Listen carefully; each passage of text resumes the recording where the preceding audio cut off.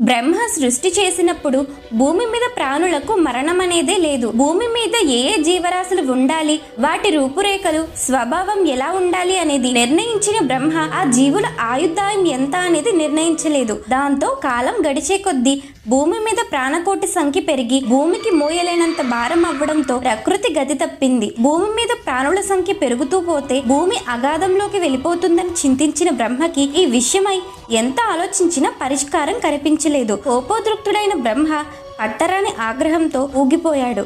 బ్రహ్మ ఆగ్రహ జ్వాలలకి సమస్త సృష్టి వినాశనం అవ్వడం మొదలైంది. విషయం గ్రహించిన శివుడు బ్రహ్మని చేరుకుని పరిష్కార మార్గం చెప్పి బ్రహ్మని శాంతింపచేశాడు. బ్రహ్మ ఆగ్రహ జ్వాలల నుండి ఒక స్త్రీ ఉద్భవించింది. బ్రహ్మ ఆమెకు మృత్యువు అని నామకరణం చేసి జీవుల ప్రాణాలని హరించే బాధ్యతను అప్పగించాడు. అప్పటి నుండి భూమి మీద పుట్టే ప్రతి జీవికి మృత్యువు అనివార్యమైంది.